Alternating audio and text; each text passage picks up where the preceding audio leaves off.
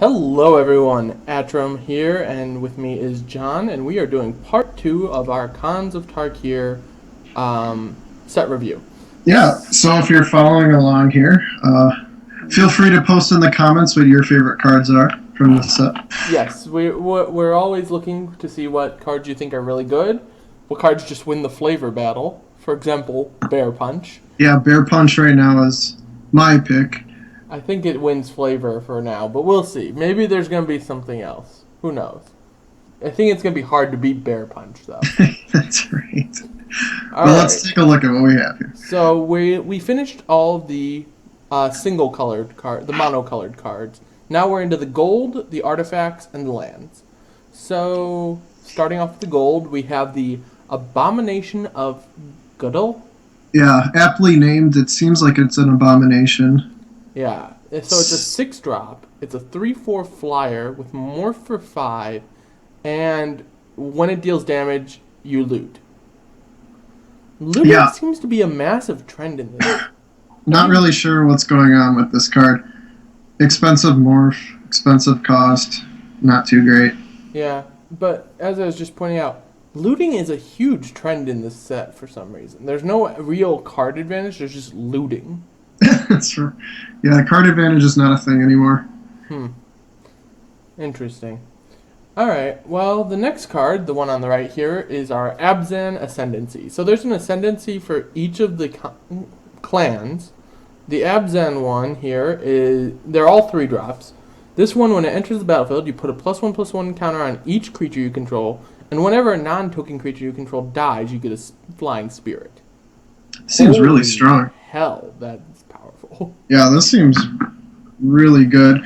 Not sure if it's like a 4 of in a standard deck, but I can certainly see it as a 1 or 2 of. And I could see it as a more than that, because you'd get multiple triggers on death. On the spirits, yeah. Yeah, so I mean, if you have like 2 of these out, you got 1, then you got another set of +1/+1 counters, and then you get, whenever a guy dies, get 2 spirits. Holy crap, man. Cards that punish wraths are my favorite types of cards, so this certainly does that. Alright. I don't know if it'll see play into Modern. Probably not. It's hard to say. I would say no. Okay. So, likely a standard All-Star, but not a Modern card. Yeah. Let's move along, then. The Abzan Charm. This, again, I think is the best charm that came out. Yeah, this will see play in Modern for sure. The Abzan Guild really got overpowered in this. So the Abzan Charm is exile target creature with power 3 or greater, so it's better than Selesnya Charm on its effect. It's Knight's Whisper, and you can distribute 2 +1/+1 counters just as a combat trick. Yeah. That's ridiculous. Pot is going to want some of these, at least in the board. Right. And I could see Junk playing this. It's really good. I think that card is an all-star. Yeah. Between that and the Ascendancy, they've got 2 really good cards there. Alright, so moving along to the right, we've got the Abzan Guide. He's a 6-drop, 4/4 with lifelink, morph for 5. Alright. Pretty solid. Yeah, it's not bad. I mean, it's reasonable. It's a common. It's pretty good for a common. I think these morphs are going to be really hard to... Well, at the very least, you can morph it as a 2/2. Right. Grey Ogre is always good. Morphs are going to be interesting. Alright, so we get to our first clan leader here, Anfenza the Foremost. Or Anafenza the Foremost. Yeah. So she's a 4/4 for 3. Whenever she attacks, you put a +1/+1 counter on another tapped creature you control. So if she attacks with more than one guy, the other guy gets a boost. And she has the good old... If a creature would be put into a graveyard from anywhere, opponent's graveyard from anywhere, exile it instead. That just kills pod. Strange card. That thing's anti-pod, right? Yeah. It's not really going to be a deck that wants it in Modern. Standard, it's just some big guy. Well, maybe Junk will become a thing in Modern that's not pod. It's already kind of a thing, but I don't think this card... Well, it'd be a sideboard against pod, maybe. Who knows? Yeah, maybe. Hard to say. Alright, next card over is our first Mardu card here, I believe. Correct? Yeah. First Mardus card. So it's a 2/2 with haste for 5. That's below average stats. But when it attacks, all creatures you control gain first strike and death touch. Holy This, crap! yeah, what is going on with these cards? I like the art too. It's just some goblin with really long hair, I guess. Yeah, his hair goes like all the way back over to there. Or is that on his arm? Yeah. I don't know. Interesting. So, never losing combat again, basically. Yes, don't lose combat. Cool. Alright, next card along here is another Abzan card. Armament Core. So it's a 4/4 for 5. When it enters the battlefield, distribute 2+1/+1 counters on 1 or 2 creatures you control. Yeah. Abzan is going to be really strong in this limited format. Yes, I definitely foresee that. This is going to be one of the linchpins of the deck. This card's nuts. Yep. Alright, next card is our first Temer card in the multicolors. Avalanche Tusker. I believe this is the promo you get if you pick Temer in the pre-release next weekend. So it's a 6/4 for 5, and when it attacks, you get to make a defending creature they control block if able. Blocks it this combat. Okay, Blocks that's it. important. Yes. So I don't know if this is good. It reminds me of what's the card from Vintage Masters? Croson Tusker. Croson Vorine. Except that it doesn't untap the creature to make it block. Or no, Yeah. Croson Vorine does that because it But the problem is they can just double block this and kill it. I feel like that's going to happen a lot. It's a 2-for-1 kind of. Right, because it'll likely take out 2 guys, but it'll die in the process. Yeah. It's alright. It's not great. For 5-drop, I would kind of hope for more out of a 5-drop, but we'll see what happens. Okay, Bear's Companion, another Temer card. It is a 2/2 for 5 that puts a 4/4 onto the battlefield when it enters. So it puts That's sweet. Yeah, it's a pretty good uncommon. Triggers your ferocity. Is that what it's called? Ferocity? Yeah, ferocious. Ferocious, yeah. Yeah, so ferocity being a version of the word ferocious. Yeah. So yeah, it gives you a ferocity, or for whatever. It gives you that effect. And yeah, it's not bad. I mean, 6 power over 2 bodies. Yeah, this is just a sweet, solid card. I almost like this card better than this card. I think I agree, actually. Because this isn't even a May effect. Yeah, you have to do it. Right. I like an uncommon better than a rare. Go figure. Yeah. Alright, next card is another Mardus card, and this thing, I've looked at this, and the more I looked at it, the more I'm like, that is ridiculous. Yeah, this card is ridiculous. So it's a 5/4 for 4 with flying, and it has a sack another creature, and it can gain Vigilant, Lifelink, or Haste until end of turn. Holy crap! I can definitely see this in Standard. Yes, I see this card hitting Standard. Especially in conjunction with the 7/2 haste guy that we'll see later. Oh, yes, his boss, the Khan. Yeah. Alright, so the next card here is Chief of the Edge. So there's 2 chiefs here. They both are... their stats are just flipped. So Chief of the Edge is a 3/2 for 2. Other warrior creatures you control get +1/+0. Yeah. So they're trying to push a warriors theme in here.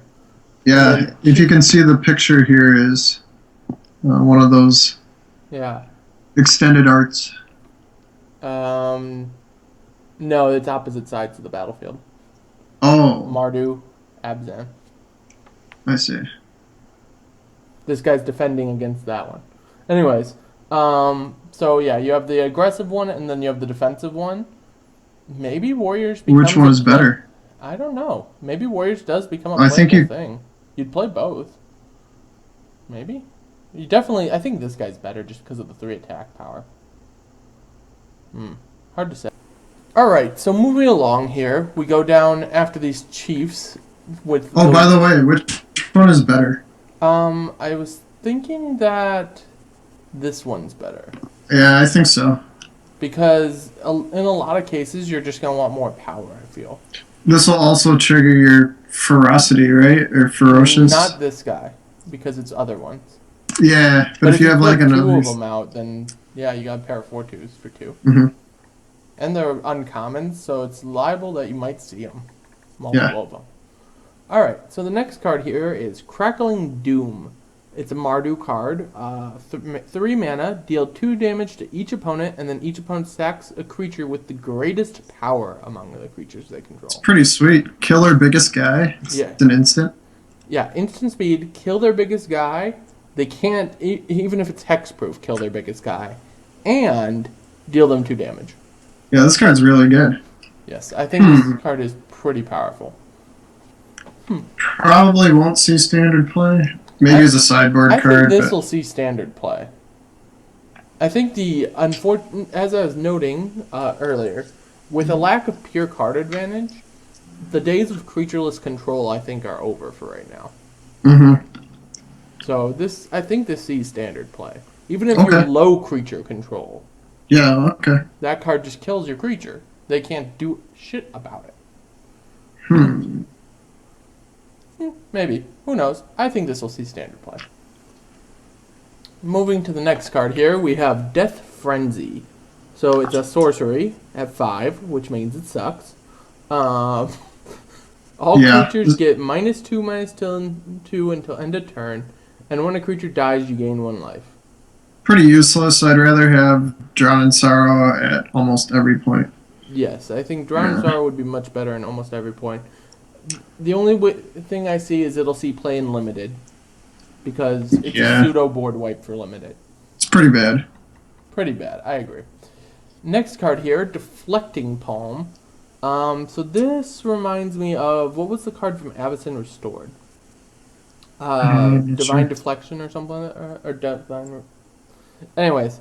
So Divine Reflection. Yeah, so it's a 2-drop. Next time a sorcerer of your choice would deal damage to you this turn, prevent it, and then smack your opponent with that same amount of damage. This is way better than Divine Deflection. Yeah, because that was...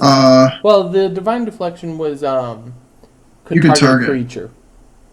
Yeah, you could target, but you had to pay X. Right. I think Modern Burn is going to want this card. I could see it, because you basically say, oh, 2 mana, you're trying to hit me for, 3 with a guy? I'll lightning bolt you for 2? Yeah, you're trying to hit me with your Goyf as a 4/5. I'll prevent that and then deal 4 to you. Yeah, this card for sure is going to see some modern play in that deck. Okay, so there you go. From Standard, our modern player. not too much, I think. So then the next card here, though, Dune Blast. So it's a very overcosted Wrath, but you get to keep 1 creature alive? Yeah, unless you don't have any creatures, then they have to. Then they get a guy. Well, it says choose up to. Oh, up to 1 creature. So you can choose no creatures if you have no creatures. I see. It's interesting. All right, so our next card here is the Efreet Weapon Master. So 4/3 for 6. Has first strike. So it has first strike. That's something. And then when it enters the battlefield or is turned face up, target creature you control gets +3/+0 until end of turn. Yeah, this card's sweet. It's better than the other morph guys at this common set. Yeah, I guess. I mean, what were our other ones? Our other ones so far are... It was the lifelink guy and the lifelink guy and the loot. Yeah. Yeah. I'd rather have this guy. Yeah, he's actually not too bad. Alright. I guess he'll see limited play. What's our next card? Flying Crane Technique. So when I saw this, I was like, wow, that's actually pretty solid. That thing is going to kick someone's ass in limited. Yep. Someone is just going to go, oh, by the way, instant speed, all my guys gain flying double strike and untap. Yeah. And basically, if you... because of prowess? Yeah, if you cast this, you win the game pretty much all the time, I think. I'd see maybe a 1% chance of seeing play in limited or standard. So. Yeah, in standard it's just too clunky, I think, but in limited with all the board clutters, if you cast this, you just win the game. Yes, that's my thought on that. Yeah. Alright, so what's our next one? A 3/3 flyer for 4 with trample. Interesting. Very solid. Yeah, that's actually a good limited card. It's going to ruin a lot of people's games. Yep. Alright, so those are a pair of Jeskai cards. What's the next one? It is a Temer card. It is a 2/2 flyer with morph for 3, and when it flips up, face up, you get to bounce another creature.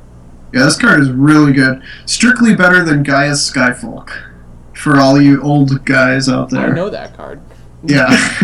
I've played that card, not in Standard or anything, but I played it in one of the flashback drafts at some point. Yeah, this card is great. I'm a huge fan. So this card will be very good for limited. Probably won't see Standard play though. No. Alright, Ivory Tusk Fortress. Untap each creature you control with a +1/+1 counter on it during each other player's untap step. 5/7 for 5. It's just large. It's big, and it makes Outlast usable. It's an elephant. It is an elephant. It gets tribal synergy with other elephants. I could see it having some play in Standard. This Asban deck is going to be a thing. Yes, I definitely believe it. It goes with that entire cycle of like uncommons and commons that have the Outlast give an ability to all other creatures with a +1/+1 counter. Or if you have the Ascendancy in play already, then this just makes it way better. Army every turn. Yeah, that's pretty solid. All right, that card it is the promo for the Abzan in your pre-release. Okay, so don't pick up any copies of this because it'll be a $2 card. Max. What you're saying? Yeah. All right. Did we pass any of the other promos so far? Yeah. The terrible guy. Yeah, this guy's a promo. This guy's a promo. Oh, the ankle shanker. Yeah. So our promos that we've passed are Ankle Shanker, Avalanche Tusker, Ivory Fortress. Ivory Tusk Fortress. Alright, next card. The Jeskai version of Ascendancy. When you cast a non-creature spell, creatures you control get +1/+1 until end of turn and untap. Also, when you cast a non-creature spell, loot. Why is everything looting in this Yeah, I don't know what to make of this. I suppose it's okay. Yeah, it's going to... Yeah. It'll be something. The red, white, blue group is definitely a tempo group. Yeah. There's the interesting thing I saw with this is no solid deck is a control deck. Yeah, I agree. It's kind of awkward like that. Good, because I hate control. And I love control, which makes it awkward for me. Anyways, alright, Jeskai Charm. Repel, Boros Charm, and +1/+1 lifelink until end of turn. 4 damage to target opponent. Well, it's no Asban Charm. It is no Asban Charm, obviously. But The fact that it has just Repel on it, though, is pretty good, because that's a 4-mana spell on 3. Yeah. Maybe there is some control deck. It'll be like a control burn. Yeah. Kind of like the blue-white-red modern deck. Yeah. Basically the same thing. Except, as if I remember, there's no good lands anymore. Mutavault is gone. Right. As I said, you won't be able to do creatureless control anymore. Yeah. So that's going to be interesting. Alright. Wall of Text. Karu Lich Lord. So it's a 4/4 for 6. At the beginning of your upkeep, you may pay 2 into black.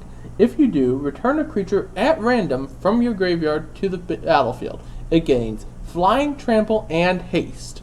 Exile that creature at the beginning of the next end step. If it would be put anywhere else, exile it instead. Okay. So what fatties are we putting in our graveyard?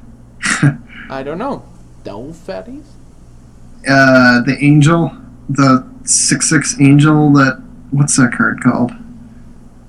Oh, that's from Return to Ravnica, isn't it? Oh yeah, the Angel Serenity. Yeah. Yeah. Never mind. Are there any really good fatties? Um. Uh. Especially in those colors, green, black, blue. It's I don't know, weird. maybe we'll see more fatties down below. Hard to say. Yeah. Alright, well, it's a build around me card. Yeah, there's no Gristlebrand or anything like that, so I don't know. Maybe Maybe. it'll work, maybe it won't. Alright, so what's our next card here? It is a green-black sorcery.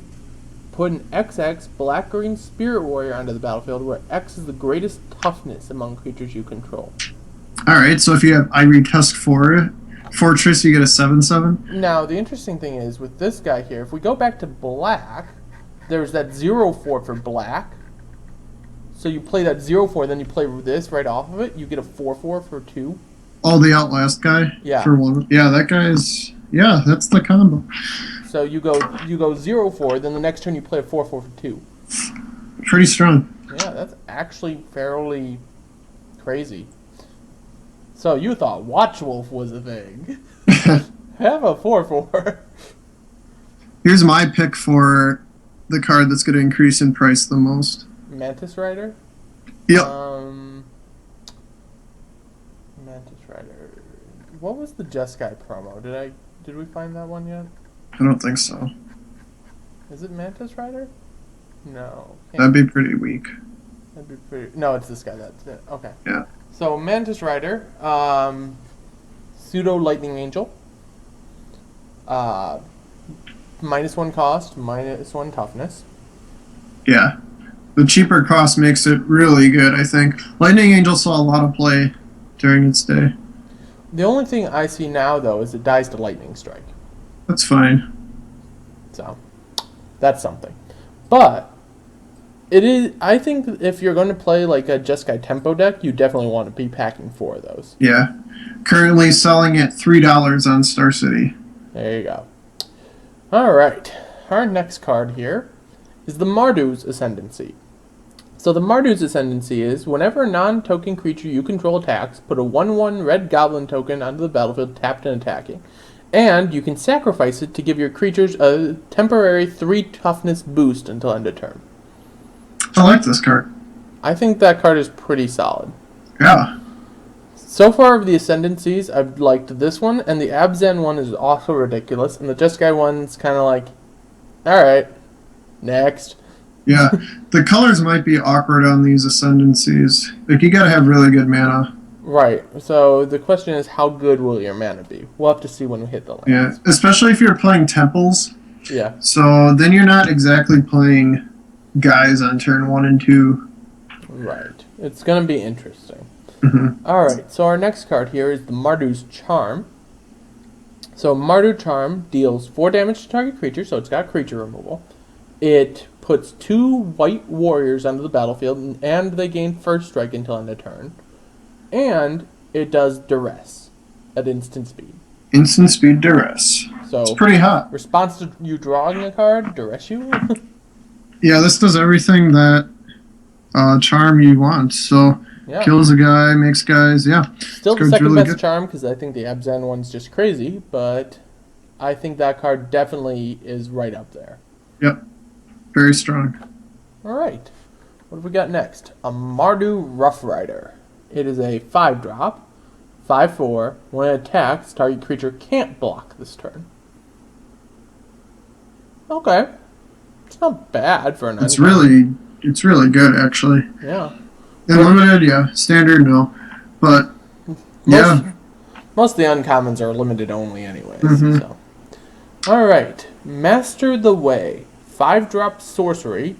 Draw a card. And it deals damage to target creature equal to the number... Creature or player equal to the number of cards in your hand. Yeah. There's been similar cards to this before. I've never really been a fan of them. Sometimes it works out. Maybe you need it if you're playing that, like, burn control. Who knows? Yeah. We'll see. There was a 6-mana card like this in the Ravnica block, I believe. That was draw 3, discard 1, And it deals damage equal to the discarded, I believe? Or is it Yeah. reveal one? Reveal. I think it was discard or discard. Yeah. But that was basically not that great. Right. We'll have to see if it becomes usable. Alright, next card, Mind Swipe. I think this will go in that counter control, in the control burn deck, if that does become a thing. Mm-hmm. So it's blue red X, the counter target spell, unless its controller plays X, and deal X damage to that spell's controller. Yeah, counter burn has been tried many times over the years. This might be the card that pushes it over the edge. We'll have to see. Alright. The next of our guild leaders here, Narset Enlightened Master. She is a 3/2 first striking hexproof for 6. So her stats are alright. When she attacks, you exile the top 4 cards of your library. Until the end of your turn, you may cast any non-creature cards exiled with her. Without paying their costs. Without paying their costs. This is going to be a frustrating card to play against. That thing could just be insane. Now, the interesting thing is, she doesn't have to survive her attack for that. Yeah. So attack. You attack, you hit, Elspeth. Sarkhan Elspeth? Bam! Sarkhan. Bam. Yeah. It's like, oops, attack, find Elspeth, Sarkhan, and there's no, what's the blue one? Jace the Living Guild Pack, sure. You're not playing Jace. Come on, seriously, man. You're not playing Jace. Maybe you have a 1-up Jace in the entire deck. Yeah, just to hit it off of that. And then for kicks, we'll hit a land too. Sure, because, there's got to be one card out of it. If you build your deck right, I think that card will be a control finisher because it'll bring out your control finishers. Yeah, there's going to be some guys like you who are going to build some standard decks based around this card. I think it's a very powerful card. Yeah. Also an EDH card. I think this will be $20 in a couple of years. It's possible. Yeah, unless it's reprint. This isn't the promo, is it? No, this is their their guild leader. Okay. I mean, that means it might show up. I think that if they're doing the seed packs the same way, it might be the mythic in the seed pack for that guild. I see. If you open the mythic for that, who knows? We'll see. Yeah. I think this card will see standard play though. All right, Ponyback Brigade. It's a 6-drop, 2/2. When it enters the battlefield or is turned face up, put 3 goblin tokens on the battlefield. All right, I like it. It's a common. I think that'll see limited play definitely. No standard play. It's got a ridiculous name. Yeah, it's this group of goblins just hanging onto this little pony charging. See this? Yeah. Let's see. Count the goblins. 1, 2, 3, 4. Yeah, the pony has no idea what it's getting itself into. It's got a goblin with an axe, a goblin with a spear, a goblin with a bow, and a goblin with a scimitar? Sure, yeah. Falchion? Whatever.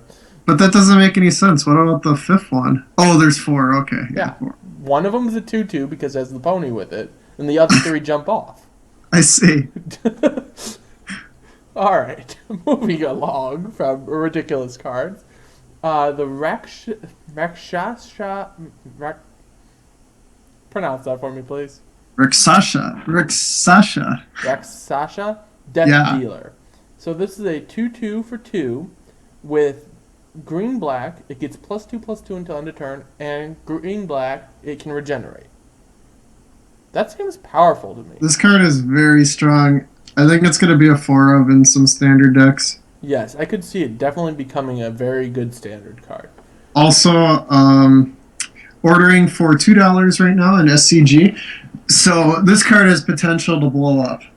And I'm going to be speculating on this card pretty hard. They're going to put it into a dual deck just because you're speculating. You know that, right? That's what always happens.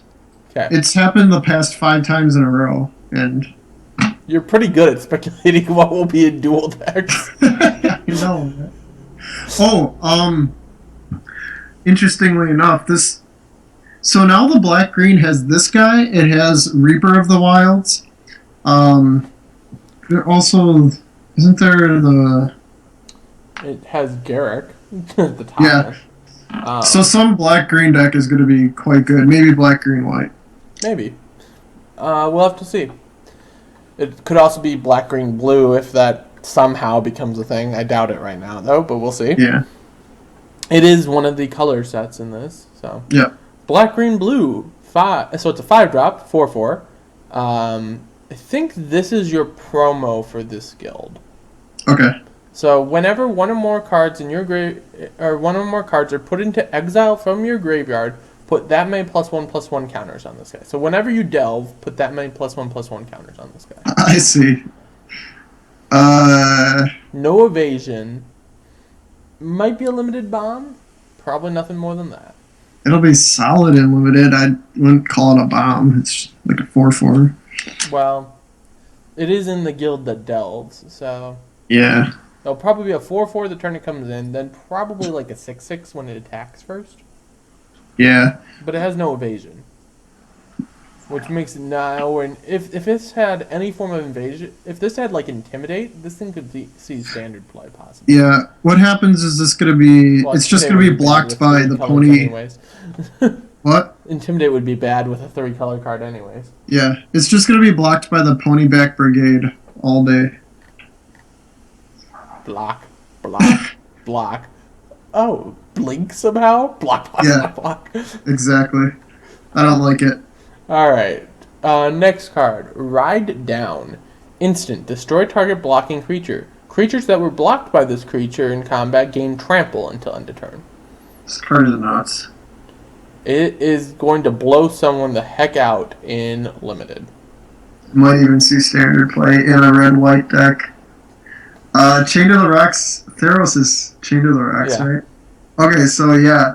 Red-white gets this Chain to the Rocks. I think it's really good. Yep. This might see standard play. We don't know yet, but it might.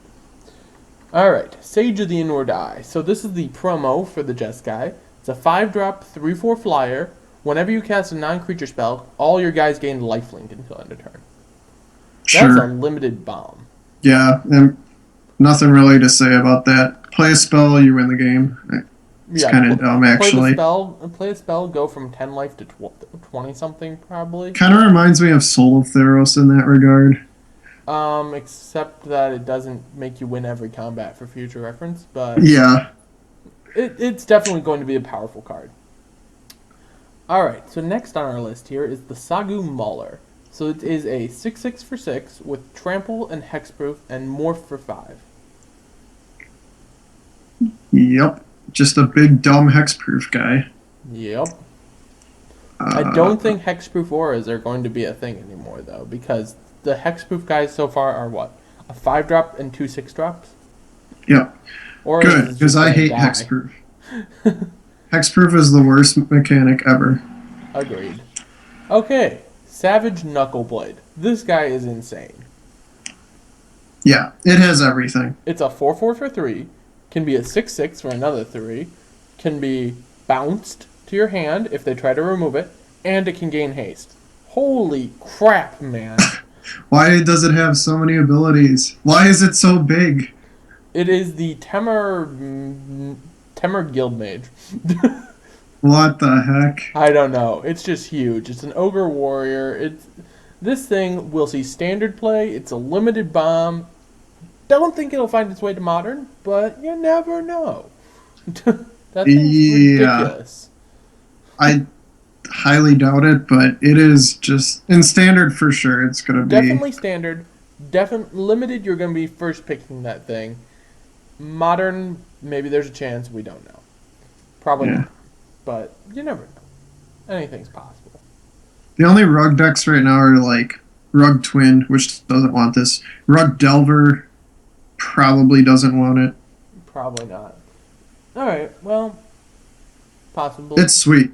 It is a very solid card, and it will see standard play, though. Alright, Secret Plans. Blue-green enchantment. Face down creatures you control get +0/+0, and whenever you flip a guy, draw a card. Yeah, I almost would never play this card. It would be, if you're going to play it, you're probably not playing it in Limited, because it's a build-around-me card. But maybe if somehow a morph deck became something in Standard, you would see this card. The only cards that you really want are those free morph guys. Right. So, I don't know.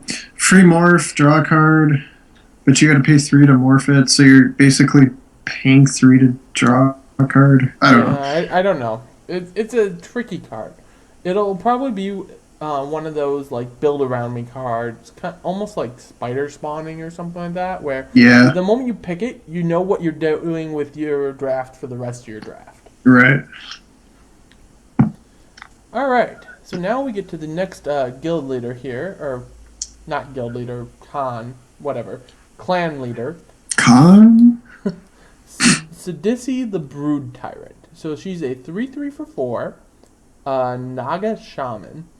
Don't know if that's a thing, but whenever she enters the battlefield or attacks, you mill 3. When one or more creature cards are put into your graveyard from your library, you get a zombie. So you can only get 1 zombie per trigger, but maybe she's good. I feel like you're gonna deck yourself with this card. Yeah. Limited. Well, there's no elixirs anymore, so you can't have elixir. I mean, maybe you can play it in limited. It's gonna be rough. You're probably gonna be building a greater than 40 card deck in limited, which is notoriously bad. Yeah. No, probably not, but there's gonna be times when you play this and it's just like, well, I had the other mill guys too, so now I'm down to like 8 cards in my library, and somehow I have to win the game based on that. Maybe I hit 2 zombies off her, so I got 4 guys, and now I have to go, well, if I attack, I go down to having a 2-turn clock on myself. Yeah. And like all my delve spells got milled too, so that's awesome. And yeah, it's an interesting card. That card would be insane though if it was whenever a creature card was put into your graveyard. oh yeah, that'd be really good. That'd be nuts. Alright, what have we got next? The Siege Rhino. I've seen people talking about this, and I think this is definitely seeing standard play. 4 drop, 4/5 with trample, drain your opponent 3. Yeah, I might even jam one of them in my pod deck somewhere. Yeah, maybe. I mean, Junk Pod could use it. Draining your opponent can always be reasonable. Yeah, it's like search it up with pod, drain them, attack, then you get to search up. What's your 5-drop in pod? Well, Revelark, Shriekmaw, you know. You're doing the Archangel Thune version? Yeah, Archangel. Okay. Could be interesting. Our next card here is the Snowhorn Rider. It's a Temer card, 5/5 with trample for 6, morph for 5. Meh. Meh. Yeah, it's not bad. Whatever. Alright. The second Planeswalker out of 2 in this format. Sorin Solemn Visitor. So he's a 4-drop, comes in with 4 loyalty. His +1 is until your next turn, so during your turn and your opponent's turn, your creatures get +1/+0 and lifelink. Okay. Solid. -2, put a 2/2 black vampire with flying onto the battlefield. Okay. Yep. -6, at the beginning of each of your opponent's upkeeps, they have to sack a creature.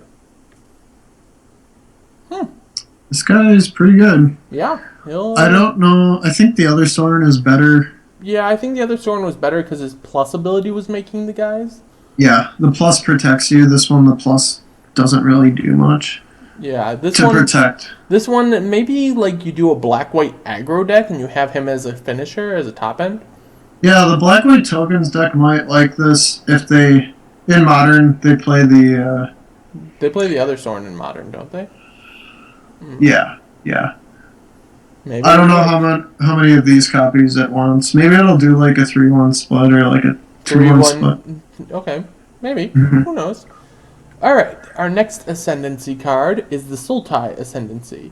So at the beginning of your upkeep, you look at the top 2 cards of your library. You can put any of them, number of them, into your graveyard, or put the rest back on top of your library in any order. Beginning your upkeep, scry 2. Pseudo scry 2. Yes. Where's the second ability to this card? No second ability. All the other Ascendancies have 2 abilities. Yes, they do. This one's awkward like that. I don't know if I like this card. I feel like if it let you draw an extra card each turn, like put one in your hand, put one in your graveyard, that'd just be ridiculous. Nuts. It would be a Phyrexian Arena, Super Phyrexian Arena. That'd be nuts. Right. But they decided that they couldn't do that, and so now it's like, I get to use Jace again every turn. Yeah, I don't like this card. Yeah, no. Alright. Maybe it's a standard play in a Delve deck if that somehow becomes a thing, but all the Delve creatures are so overcosted. Yeah, doubt it. I think it's bad. Sultai Charm. So it's a 3-drop, obviously, like all the other charms. Destroy target monocolored creature, destroy an artifact or enchantment, or draw 2, discard 1. That charm is actually powerful. Yeah, I don't know how big... If there are going to be many monocolored creatures running around from this. Well, we saw a lot of good monocolored things, but who knows? Maybe. Hard to say. But even in the previous sets, like, a lot of the good creatures are multicolored, too. Yeah. It's okay. We'll see. Sultai Soothsayer. So it's a 2/5 for 5. When enters the battlefield, look at the top 4 cards of your library. You can put one of them into your hand and the rest in your graveyard. Yeah. So, it kind of... The Sultai are definitely a graveyard-based strategy. Maybe that the green-black deck that was kind of seeing some standard play, that was milling themselves, just evolves into this. Yeah, but that loses a lot. It loses Shadowborn Demon.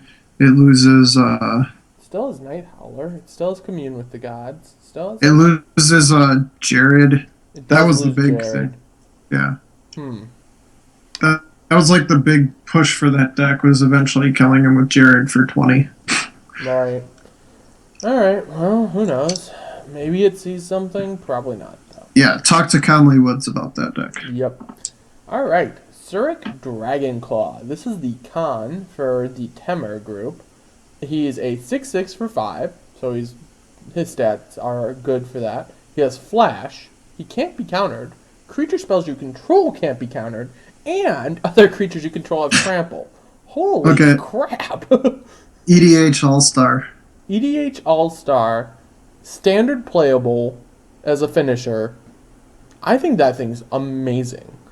Yeah, it's you play him after you play his Ascendancy, which we'll get to in a second. He also gains haste. He draws you a card. Yeah, foil versions of this card are going to be through the roof. And he's wearing a bear. I didn't notice that. He's actually wearing, is it 2 bears? Or no, it's a bear split down the nose. Yeah, that's sweet. And he's got bear claws and... Yeah, okay. This guy I think this guy is the guy performing the bear punch. Ooh, it might be. Let's check. 1 second. We have to be distracted for a second. Where's Bear Punch? Bear Punch, Bear Punch. No, I don't think so. Maybe it's him before he got all that stuff. Hard to say. Anyways, that part aside, I think this guy's really good. He'll see standard play. Yeah. Alright, and he goes right along with his Ascendancy here. The Temer Ascendancy. Creatures you control have haste, and whenever a creature power 4 or greater enters the battlefield under your control, you draw a card. I'm going to love this new standard. Everything is so mid-rangey. That's what I love. Big grindy games. This new standard is going to be extremely mid-rangey. Yeah, super grindy. We'll see what happens. And this goes right along with that theme. Yep. Alright, the Temer Charm. So target creature you control gets +1/+1 until end of turn and fights a creature you don't control. So it has removal. Situational removal, but it has removal. Mana leak and semi-falter. Okay. Could work. I do like the mana leak. The mana leak part's the best part about it. The semi-falter works well against Elspeth. And the +1/+1 fight just could make a big guy kill another of their big guys. That's strong. I think that charm is very strong, mainly because of the mana leak ability on it. Yeah. Alright. Trap Essence. Counter a creature spell. Put 2 +1/+1 counters on up to 1 creature. Probably not good enough. Yeah. If it was counter any spell, then it might see play. As counter just a creature spell, hard to say. Probably not, though. Utter End. Exile target non-land permanent for 4. Instant. I like it's an instant. It will see play. It will see play. It's just like the next evolution of Hero's Downfall. Yeah. Yeah, it's going to be pretty good. Villainous Wealth. Sultai X. Target opponent exiles the top X cards of his library. You may cast any number of non-land cards with converted mana cost X or less from among them without paying their mana costs. This card is awesome. I can definitely see this is being a deck in Standard. That'll be a funny deck to play. It's like, by the way, Villainous Wealth you for 10? Yeah. It's a control deck finisher, probably, but more like Villainous Wealth you for 5? Oh, I'll play your Stormbreath and your Pelucranos? Yeah, if you ever Villainous Wealth someone for like 8 or more, I think you're going to win. It'll be interesting. It's definitely going to be a control deck card, though. Mm-hmm. Odd. We'll see how it works. Alright, Warden of the Eye. Whenever you so it's a 3/3 with no abilities for 5. With no evergreen keyword. You get a spell back. So when it enters the battlefield, return target non-creature, non-land spell from your graveyard to your hand. So it's Scrivener. So no, it's is it Chronarch? Oh, okay. With enchantment thrown in there. And Planeswalker. Okay. So maybe it becomes a card. Maybe. Hard to say. I don't know. That's interesting. Alright. Winterflame. 3-drop, instant. Choose one or both. Tap a creature or deal 2 damage to a creature. It's good. Some people I was arguing with people before. They said that this was better than Fire Ice, and I said there's no way this is better than Fire Ice. It's both have the Fire and Ice put together. Yeah. But Fire Ice, you draw a card off of it. Right. And it's cheaper. Is it? Well, it's both of them are 2. Oh, yeah, okay. Interesting. Alright, Zurgo Helm Smasher. So this is the Khan of the Mardu. So he's a 7/2 for 5 with haste, attacks each combat if able. He's indestructible as long as it's your turn. And whenever a creature dealt damage by him dies, you put a +1/+1 counter on him. Yeah, he hits very hard. He hits hard. I think he'll see Standard play. Oh yeah, for sure. Not really much to get rid of him. You have to exile it, I guess. Or just, kill it on your turn after taking the hit from him. Yeah, after taking 7. He doesn't have any form of evasion, though. Indestructible's awesome, but he doesn't have evasion. I don't care. I'm just gonna bash their face. Alright, what's our next card here? Okay, so there's a banner for each guild, which is basically like the clue stone for each guild. Yeah. From Ravnica. You'll definitely have to play them in your limited decks just to get your colors. You'll be playing them. Yeah, just to get your colors. If you're playing them, you're ridiculous. Stop doing it. Alright, moving along. Altar of the Brood. So it's a 1-drop. Whenever another permanent enters the battlefield under your control, each opponent mills 1. Yeah, casual players around the world rejoice. That's an odd card. Yeah, people love their mill decks. So I used to love mill decks. Now I'm just kind of looking at this going, maybe if you stick 4 of them in a standard deck and then just go mono little drops. Yeah, I don't like it. A lot of people like it. I don't. Pick up your foil copies. Yep, it's an EDH card. Alright, the Bribers Purse. It's an X-drop artifact.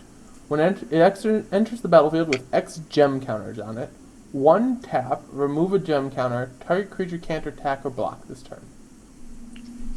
Yep. So it's kind of like Tumble Magnet-ish? Yeah, it's not bad. Not bad. I don't know if it's good. It's not bad. I would play it. Alright. Cranial Archive. 2 exile it. Target player shuffles his graveyard into his library and draws a card. And then you draw a card. Sorry, Delve people. So it gets rid of Delve. It kind of acts as a bad elixir of immortality. Kind of. And it's a guy with a giant tube going through his skull. That's pretty cool. Yeah. Is there eyes still in those sockets? I think there might be, and I don't know what that blue stuff is, but... I don't know. Moving along before we try to speculate too much on what the hell is going on in this art. The Dragon Throne of Tarkir. So this is a 4-drop equipment, legendary equipment. Equipped creature has Defender, and 2 tap. Other creatures you control gain X and or trample and +X/+X, where X is this creature's power. This card is so stupid. This will kill people in Limited all day. In Limited, this might be the best card to open. Yeah, you'll just suit it up to anything and just go, oh, by the way, my guys get +2/+2 in trample, they get +3/+3 in trample, etc., etc., etc. Yeah, this card is absurd. In Limited, pick one, pack one. I think this is probably what you want to open, just to stay in your whatever colors, and right. It's just it keeps you open, and it just kills. So, yeah. Good card. Alright, our next card here is the Ghostfire Blade. So it's a 1-drop, artifact equipment, equipped creature gets +2/+2, equipped for 3, or, if the creature is colorless, equipped for 1. Yeah. I've seen some rumors of people jamming this in their affinity decks in Modern. I think those guys are nuts. We've had Bone Splitter for years, and no one's played it. Right. Why would you want that in? Maybe, again, this kind of, if you go back to those Morph Build Around Me cards, maybe you put this in that deck. Sure. Maybe there is a Morph deck that could be played in Standard. Probably not, but maybe. Who knows? Heart Piercer Bow. So it's a 2-drop with equip 1. Whenever the creature attacks, deal 1 damage to a creature the defending player controls. Maybe. Okay. That's interesting. It's situational, but I like it. Alright. The Jeskai Banner. So it's another one of the banners, does the banner effect. Yippee. Moving along. Lens of Clarity. You may look at the top card of your library and face down creatures you don't control. Yeah, so basically you get to cheat for 1 mana. It's kind of sweet. I wouldn't spend a card in my deck to play this, but right. It's a nice effect. It's interesting. And then we got Banner, so we'll skip those. Ugin's Nexus. Legendary artifact. If a player would begin an extra turn, they skip that extra turn. If the Nexus is put into the graveyard from the battlefield, exile it and take an extra turn.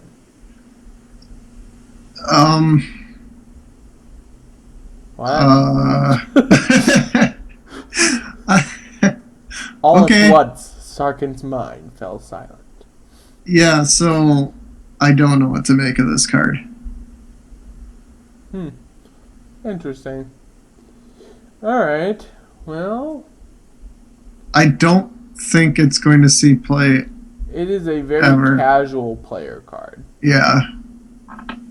If you open this card, sell it immediately. Yes. Witness of the Ages. 6-drop with Morph for 5, and it's a 4/4. Artifact creature gold. I think that's actually fine. I'm still thinking about Ugin's Nexus. Are you trying to build a combo deck with it, John? Well, yeah, because there's been blue decks that have run Mindslaver plus Academy runes before. This is like a cheaper... If you have Sack Outlet plus Academy runes... Yeah, Sack Outlet plus Academy runes plus 7 mana, you just win the game, I guess. No, it exiles to use it. Oh, this card's bad. Okay, never mind. Alright. The lands. Bloodfell Caves. So there's an entire set of 10 of these. They are the refuges of this style, and because, from what I read, the Wizards did not want to reprint the refuges because the refuges had specific names for Zendikar. These are now those with no specific names, so they can put them in other sets in the future. Okay. So we have the Bloodfell Caves as our red-black. We have Blossoming Sands as green-white. Dismal Backwater.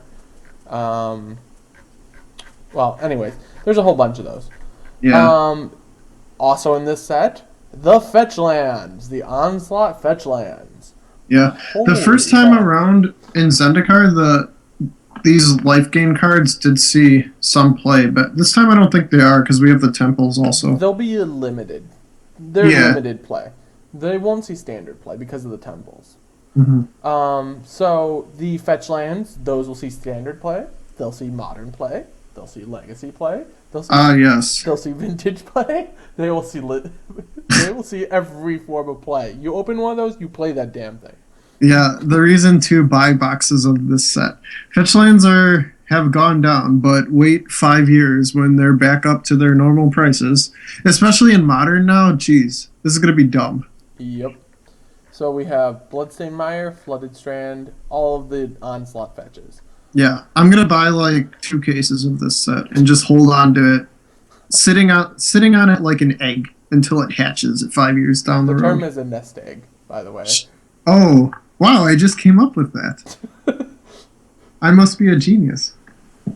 No, you're just following everyone else who's a genius's footsteps. Well, no, I came up with a unique economic term that I've never heard before, and I just invented it.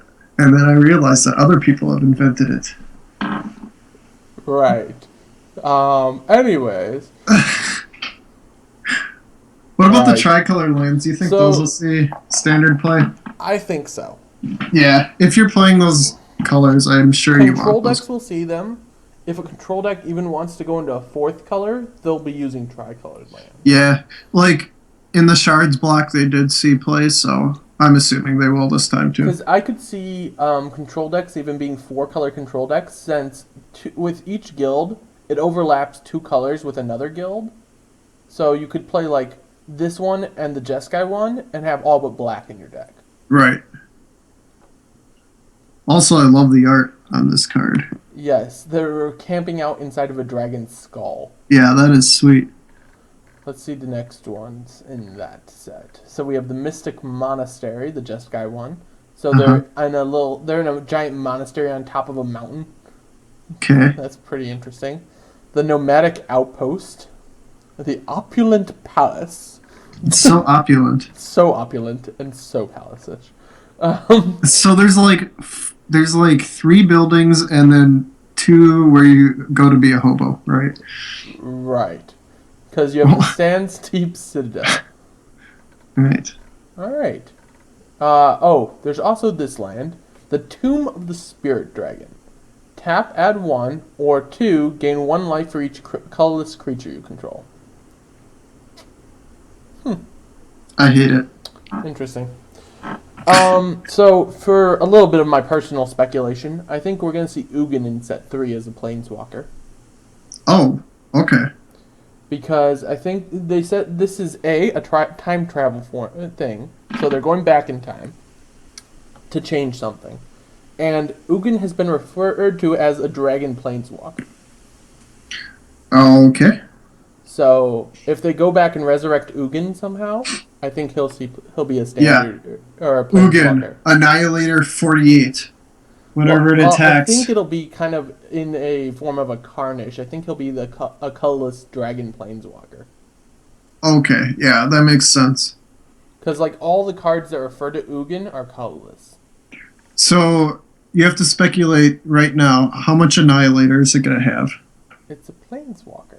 0. Sure. It doesn't attack unless it becomes a creature, at which point then it gains Annihilator. Yeah, it becomes a creature, gains indestructible. So it becomes a 6/6 flying haste indestructible Annihilator 10 creature.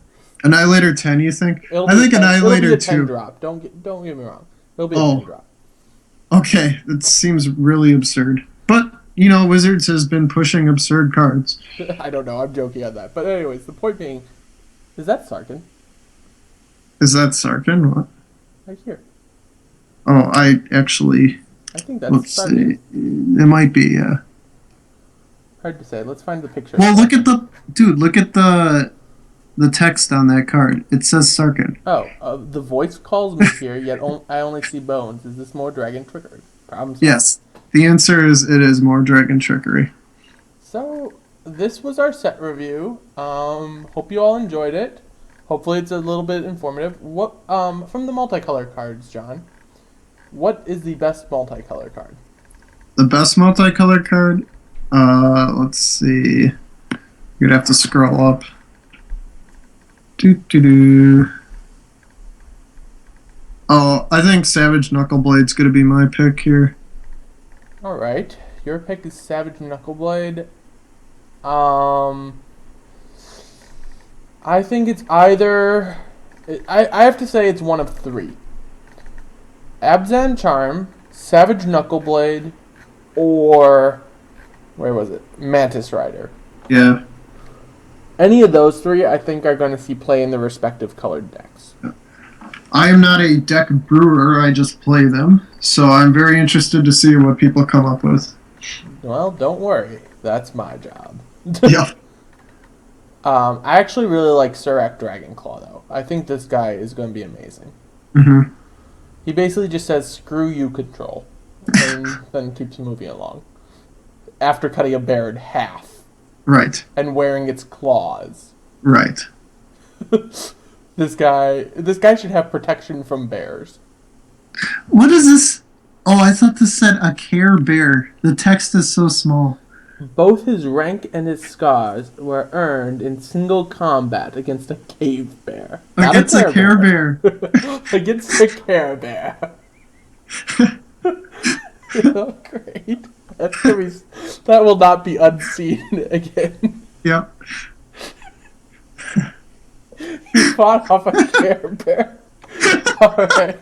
Well, anyways, thank you for watching, everyone. And as per usual, feel free to like, comment, subscribe, all the good stuff. And we'll see you in our next video. Alright, so moving along here, we go down after these chiefs with... Oh, by the way, which one is better? I was thinking that this one's better. Yeah, I think so. Because in a lot of cases, you're just going to want more power, I feel. This will also trigger your ferocity, right? Or ferocious? Not this guy, because it's other ones. Yeah, but if you have like another... two of them out, then yeah, you got a pair of 4/2s for 2. Mm-hmm.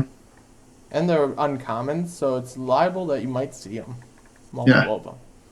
Alright, so the next card here is Crackling Doom. It's a Mardu card. 3 mana, deal 2 damage to each opponent, and then each opponent sacks a creature with the greatest power among the creatures they control. It's pretty sweet. Kill their biggest guy. It's an instant. Yeah, instant speed, kill their biggest guy. They can't, even if it's hexproof, kill their biggest guy. And deal them 2 damage. Yeah, this card's really good. Yes, I think this card is pretty powerful. Probably won't see standard play. Maybe as a sideboard card. I think this will see standard play. I think as I was noting earlier, with a lack of pure card advantage, the days of creatureless control I think are over for right now. Mm-hmm. So I think this sees standard play. Even if you're low creature control. Yeah, okay. That card just kills your creature. They can't do shit about it. Maybe. Who knows? I think this will see standard play. Moving to the next card here, we have Death Frenzy. So it's a sorcery at 5, which means it sucks. All creatures get -2/-2 until end of turn, and when a creature dies, you gain 1 life. Pretty useless. I'd rather have Drown in Sorrow at almost every point. Yes, I think Drown in Sorrow would be much better in almost every point. The only thing I see is it'll see play in limited, because it's a pseudo board wipe for limited. It's pretty bad. Pretty bad, I agree. Next card here, Deflecting Poem. So this reminds me of, what was the card from Avacyn Restored? Divine Deflection or something like that, or Divine... Anyways, so Divine Reflection. Yeah, so it's a 2-drop. Next time a sorcery of your choice would deal damage to you this turn, prevent it, and then smack your opponent with that same amount of damage. This is way better than Divine Deflection. Yeah, because that was... well, the Divine Deflection was... you could target a creature. Yeah, you could target, but you had to pay X. Right. I think Modern Burn is going to want this card. I could see it because you basically say, oh, 2 mana, you're trying to hit me for, what, 3 with a guy? I'll lightning bolt you for 2? Yeah, you're trying to hit me with your Goyf as a 4/5. I'll prevent that and then deal 4 to you. Yeah, this card for sure is going to see some modern play in that deck. Okay, so there you go. From our modern Standard, player. not too much, I think. So then the next card here, though, Dune Blast. So it's a very overcosted Wrath, but you get to keep 1 creature alive. Yeah, unless you don't have any creatures, then they have to. Then they get a guy. So. Well, it says choose up to. Oh, up to So 1 you creature. can Okay. choose no creatures if you have no creatures. I see. It's interesting. Who knows? Maybe it's in play. It's possible. Right? Right. I don't know. You sound like you're cutting in and out, John.